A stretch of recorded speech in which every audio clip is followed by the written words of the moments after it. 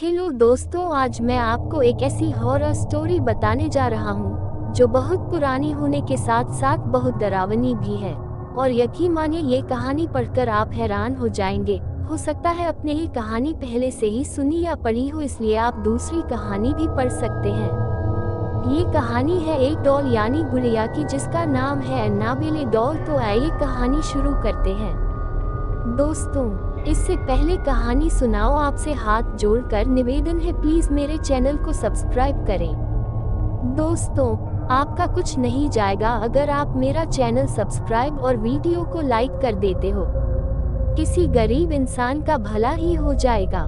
ये कहानी शुरू होती है सन 1918 से। इसी साल एक अमेरिकी राइटर जो बच्चों की कहानियां और कॉमिक्स लिखते थे, उन्होंने सबसे पहले इस डॉल का जिक्र अपनी किताब रैगडी एन में किया था।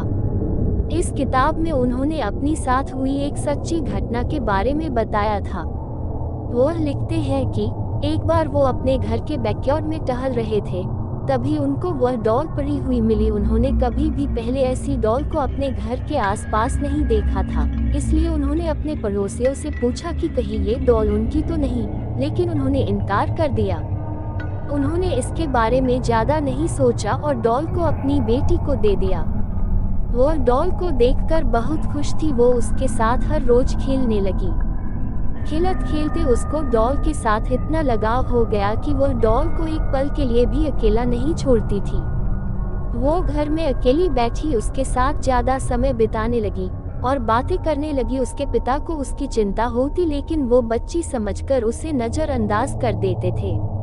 लेकिन जब वो 13 साल की हुई तब वो किसी गंभीर बीमारी से पीड़ित हो गई। इलाज के लिए उसे वैक्सीन दे दी गई, लेकिन उसका उल्टा प्रभाव हो गया, जिसकी वजह से उसकी मौत हो गई। लेकिन अजीब बात यह थी कि जिस तरह वह डॉल रहस्यमयी तरीके से उनके घर में आई थी, ठीक उसी प्रकार वो गायब हो गई। ये कहानी लोगों में बहुत प्रसिद्ध हो गई। इसके बाद वो डॉल कई सालों तक कहीं भी नजर नहीं आई। धीरे धीरे लोग इसे भूल गए, लेकिन 1970 में ये डॉल हॉबी स्टोर नाम की एक दुकान में नजर आई। एक दिन किसी महिला को वह डॉल पसंद आ गई और उसने ये डॉल खरीद ली। उस महिला को ये बिल्कुल भी अंदाजा नहीं था कि यह डॉल भूतिया है, लेकिन उसने ये डॉल अपनी बेटी डोना को उसके जन्मदिन पर देने के लिए खरीदा था। डोना उस समय नर्सिंग की पढ़ाई कर रही थी और हॉस्टल में अपनों 2 सहेलियों के साथ रहती थी। वह इस गिफ्ट से बहुत खुश थी। इसके साथ साथ वो हैरान भी थी, क्योंकि उसकी डॉल के साथ खेलने की उम्र भी बीत चुकी थी। लेकिन उसको ये तोहफा बहुत पसंद आया। उसने डॉल को अपने कमरे में सजाकर रख दिया, लेकिन उसकी दोनों सहेलियों को ये डॉल बिल्कुल भी पसंद नहीं आई थी। उनमें से एक सहेली, जिसका नाम लू था, इसको ये डॉल शुरू से ही अजीब लग रही थी और उसने डोना को ये डॉल अपने कमरे में रखने से मना भी किया था, लेकिन डोना ने उसकी बात नहीं मानी। इस डॉल के कमरे में आने के बाद अजीब हरकतें होनी शुरू हो गई। डोना ने ये नोटिस किया कि यह अपनी जगह बदल लेती थी। डोना ने ये कई दिनों तक नोटिस किया और अपनी दोनों सहेलियों को इसके बारे में बताया। डोना की सहेलियों ने उसे सलाह दी कि तुम इस डॉल को कमरे से निकाल दो, क्योंकि यह एक श्रापित डॉल है। लेकिन डोना ने उनकी बात नहीं मानी, क्योंकि वो भूत प्रेत पर विश्वास नहीं करती थी।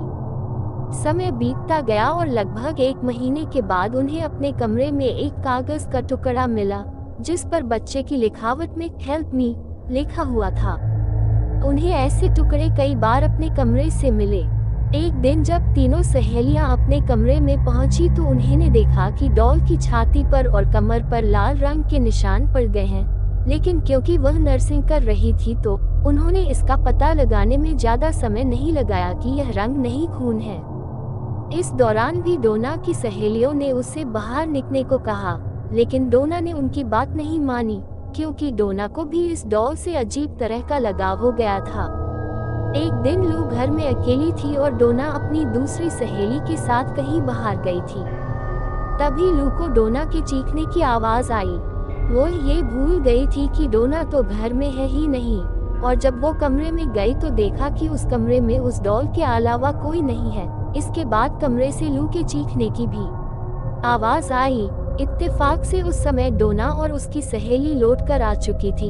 उन्होंने कमरे में जाकर देखा तो लू बेहोश पड़ी थी और शरीर पर गहरे चोट के निशान थे। डोना और उसकी सहेली ने लू को हॉस्पिटल एडमिट करवाया। 2 दिन बाद लू को होश आया और उसने बताया कि उस पर हमला उसकी डॉल ने किया था।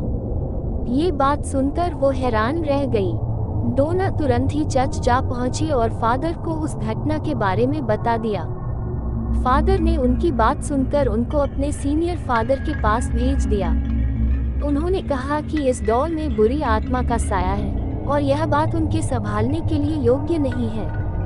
इसलिए उन्होंने ये खबर पैरानॉर्मल एक्टिविटी एक्सपर्ट पति पत्नी को दे दी। ये दोनों डोना के हॉस्टल पहुंच गए और डॉल के साथ 1 हफ्ता बिताया।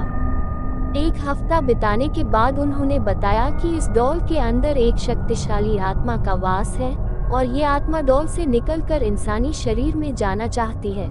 इसने डोना का शरीर चुना है। उन्होंने बताया कि इस डॉल को डोना से जल्दी दूर करना होगा।